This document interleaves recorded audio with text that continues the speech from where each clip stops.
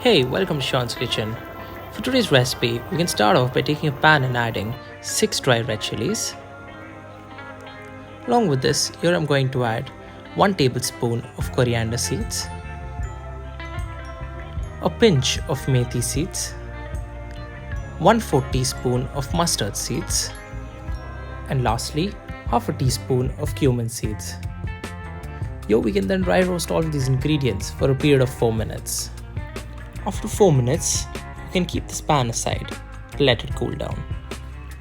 Once the ingredients have cooled down completely, here you can take a grinder jar. To this grinder jar, you can add all the cool spices, and along with that, 1 medium-sized onion, 1 teaspoon of ginger garlic paste,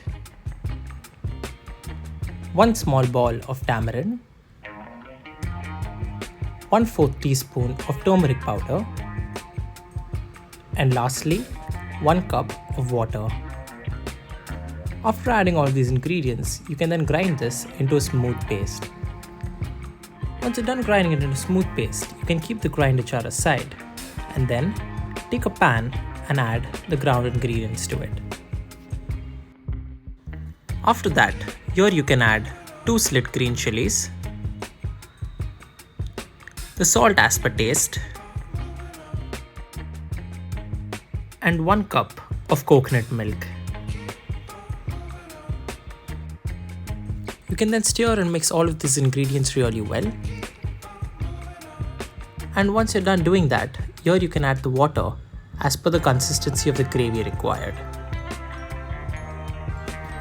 After that, you can let this cook for another 5 minutes. After 5 minutes, here you can add 500 grams of cut mackerel to the dish. Once you've added all of the pieces, here you can cover it with a lid and let it cook for 8 minutes on medium flame. After 8 minutes, you can remove the lid and your dish is ready to be served.